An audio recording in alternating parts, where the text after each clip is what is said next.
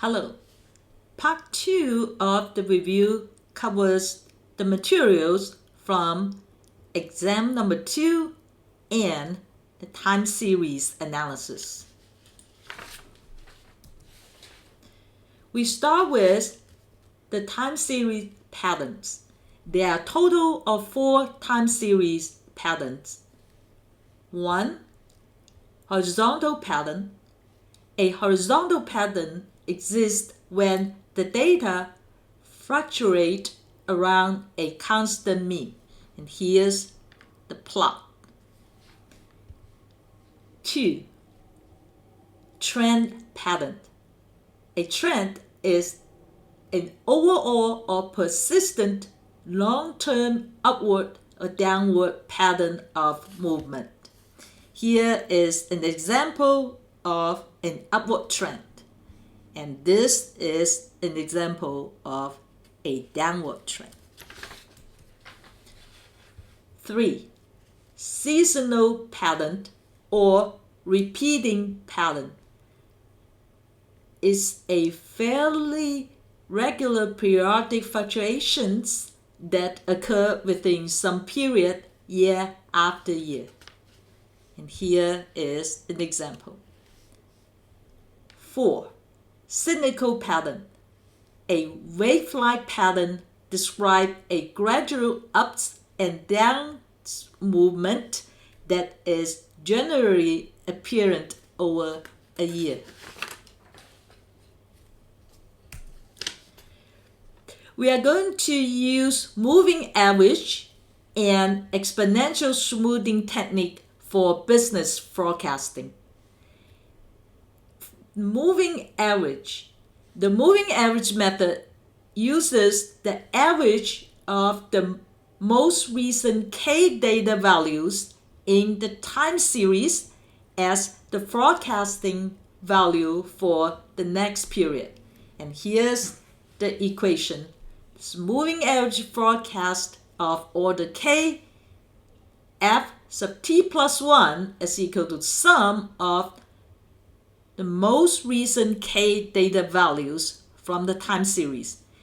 And this F is referring to forecast, Y is our time series notation, and F of t plus 1, this is future value, is equal to Y sub t, this is the current, plus Y sub t minus 1, plus all the way to Y sub t minus k plus 1 over k. K is the number of data points used for averaging.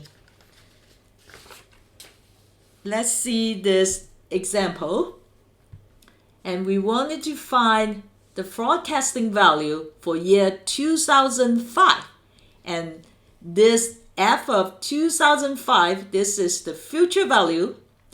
And the current value will be Y sub t. So it's Y sub 2004 plus Y sub 2003 plus Y sub 2002 plus Y sub 2001 plus Y sub 2000 over 5, because for this example, the order K is 5. And similarly, for F of 2006, and this again is a future value, so the most current will be Y with 2005, and then you have 2004. See, we're using this equation. So F of t plus 1 is equal to YT plus YT minus 1 all the way down to YT minus K plus 1 over K.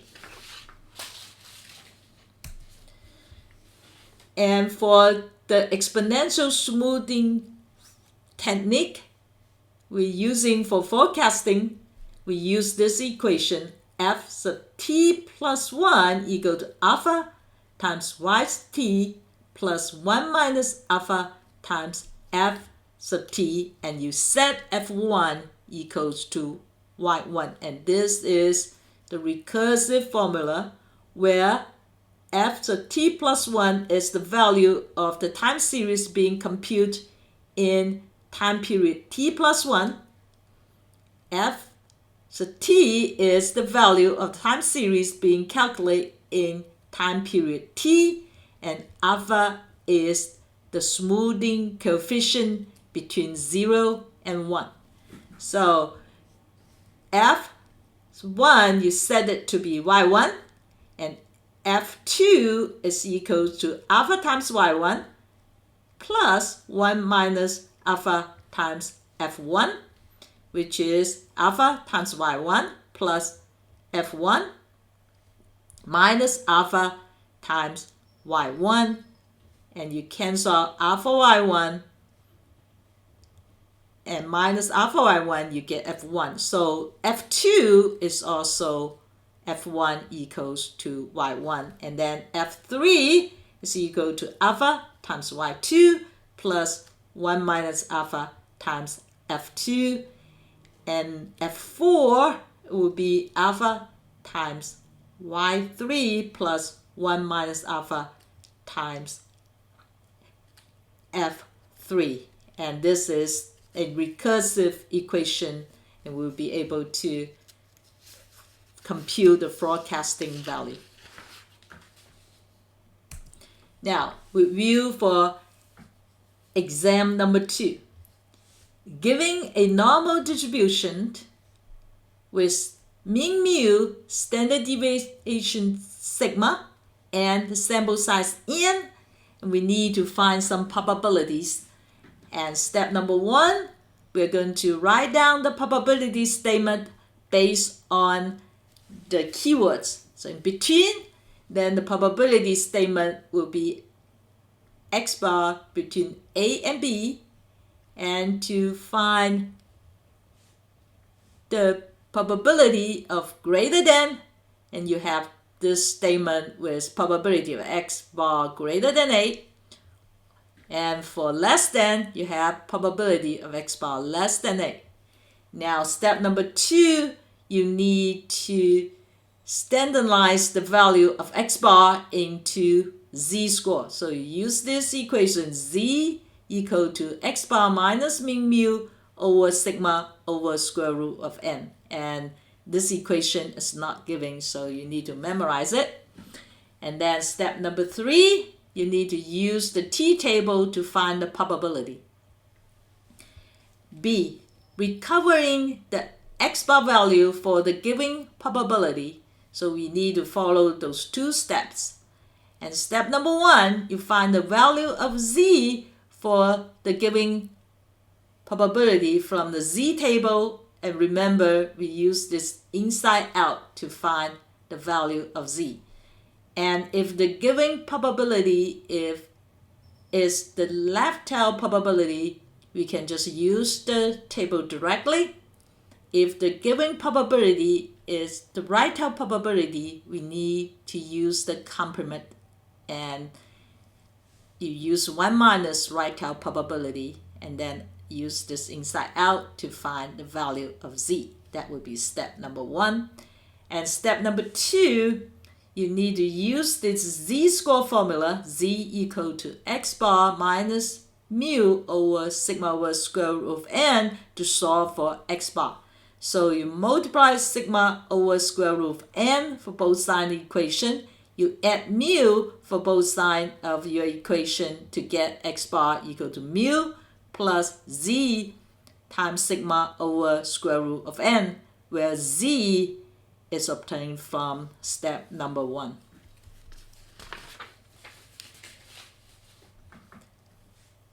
Topic number 2. This 101 minus alpha % confidence intervals for the true mean mu or true proportion p.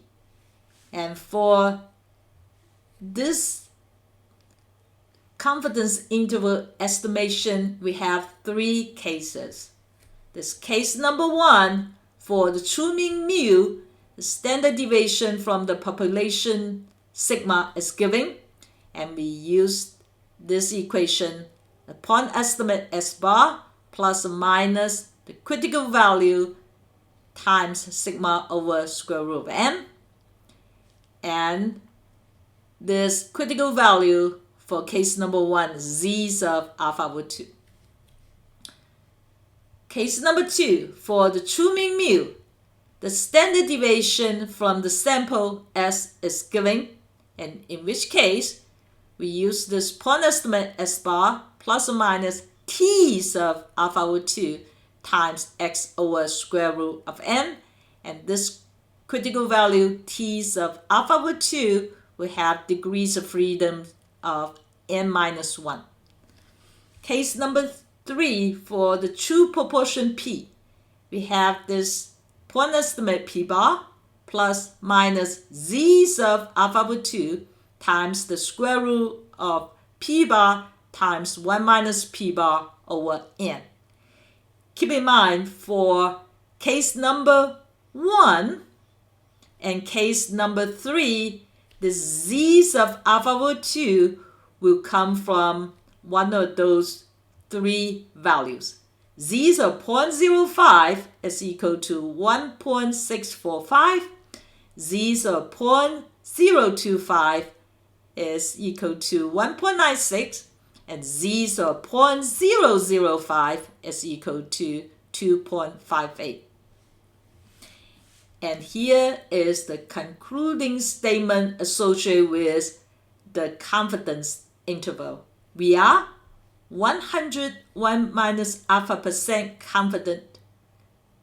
The true mean or true proportion is between the lower limit and the upper limit. We don't know where, but we know it will be between the lower limit and upper limit. How sure we are? 101 minus alpha % sure.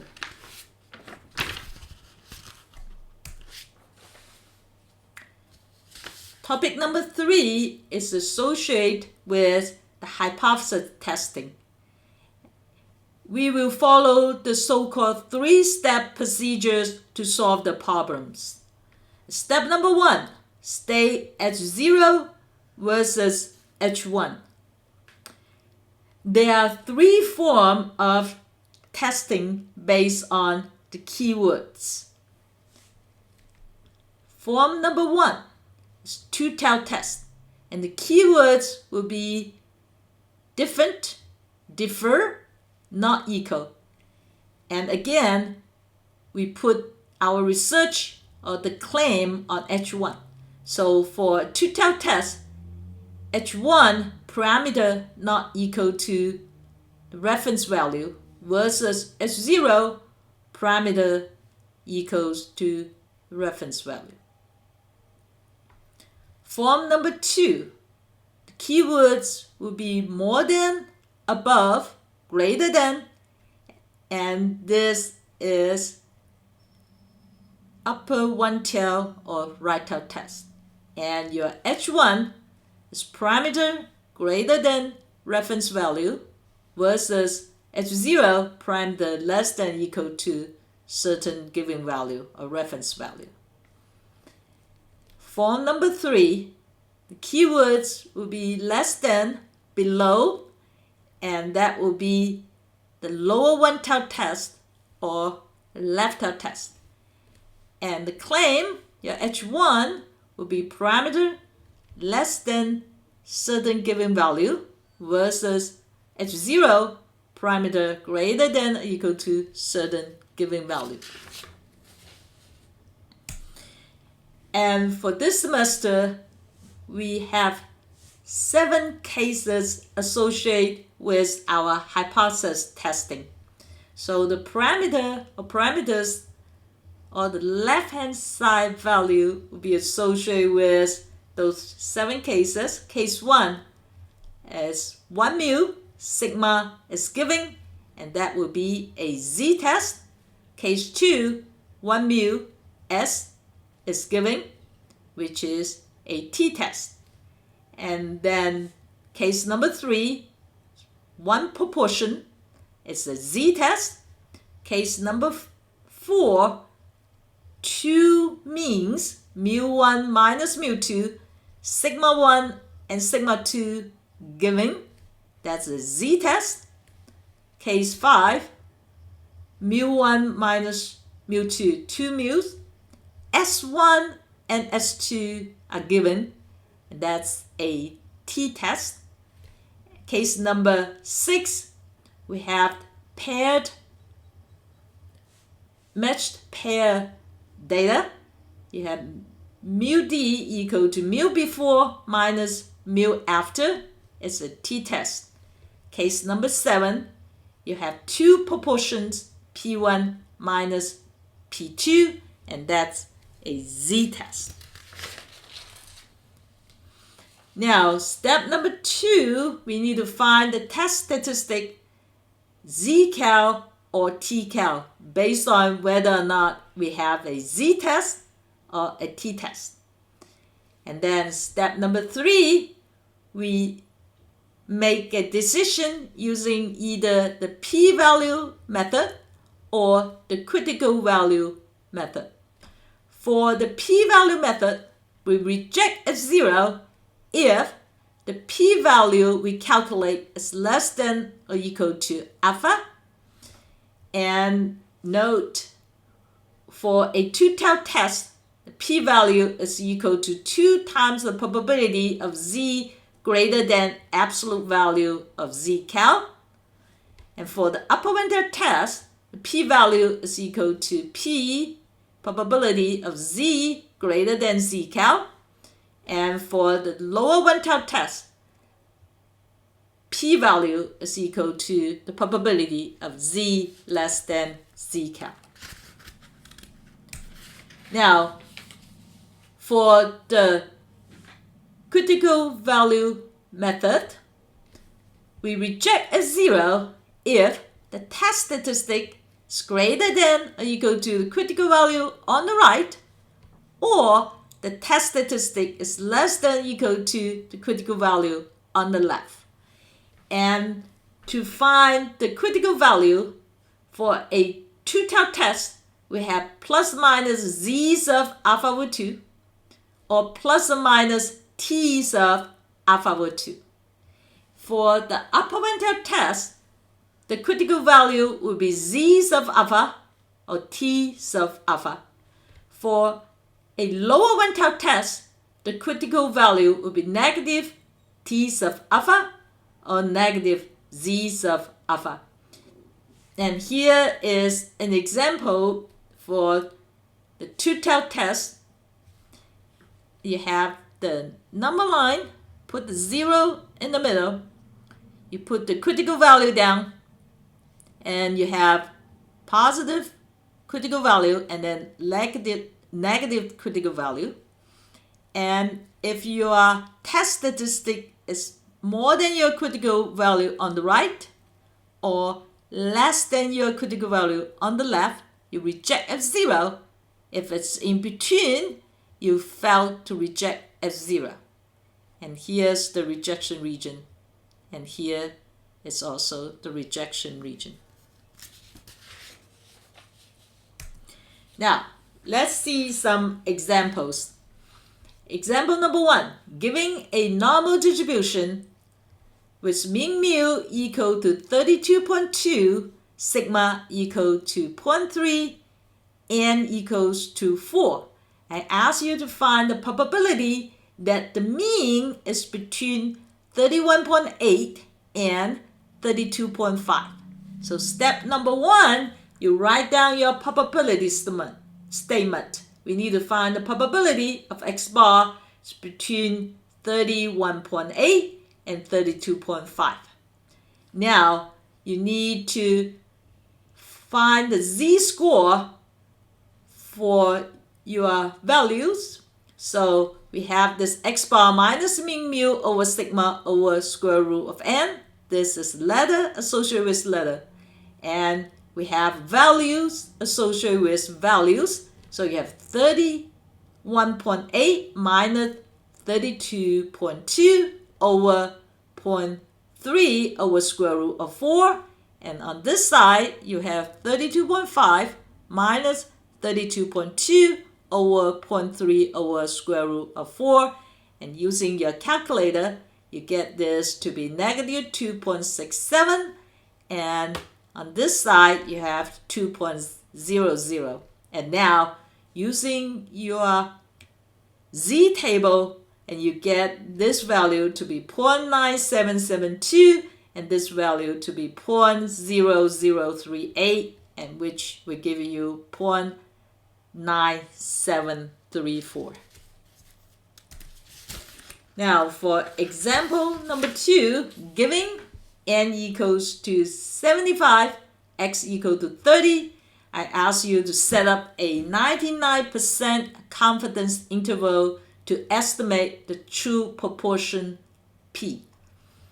Now, the critical value for the 99% confidence interval will be z's of alpha over 2 equals to z's of 0.005, which is 2.58.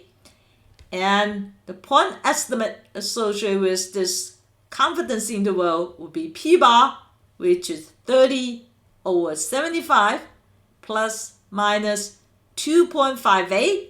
That's your critical value times the square root of P bar times 1 minus P bar over n, which is 30 over 75 times 1 minus 30 over 75 over 75. And use your calculator. This is 0.4 plus or minus 0.148, which is 0.258 for your lower limit and 0.546 for your upper limit, and convert the decimal into percentage.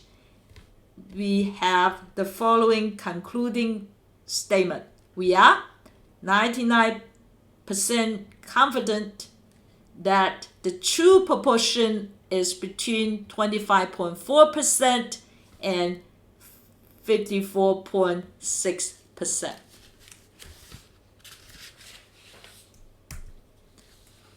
Now, for example number 3, giving this step number 1, we have H1 mu not equal to 50 versus H0 mu equals to 50, alpha equals to 0.1, and sigma equal to 16, n equals to 81, and x bar equal to 55.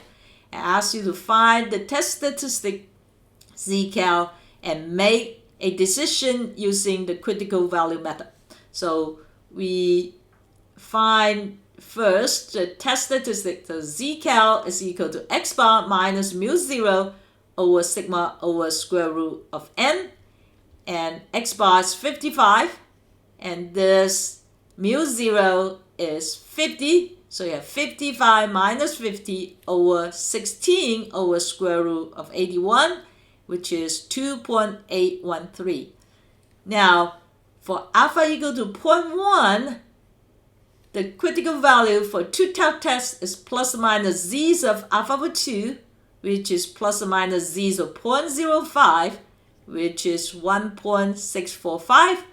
So you draw this number line and put the 0 in the middle, and your critical value is 1.645, and negative CV is negative 1.645, and your value 2.813, which is greater than your critical value on the right, and you reject H0.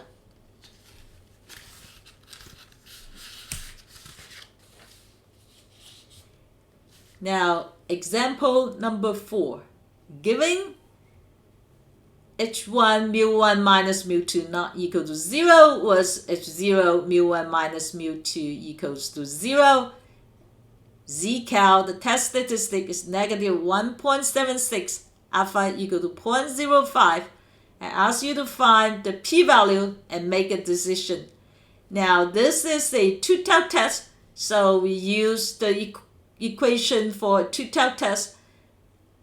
The p-value is equal to 2 times the probability of z greater than absolute value of zcal, which is 2 times the probability of z greater than absolute value of negative 1.76 is 1.76. Now, the z table is always giving us the left tail, so we need to use the complement, which is 1 minus 0.9608, multiply by 2, and the value will be 0.0784, and compare with alpha equal to 0.05, the p-value is more than alpha, so we failed to reject as 0. And this is the end of part 2.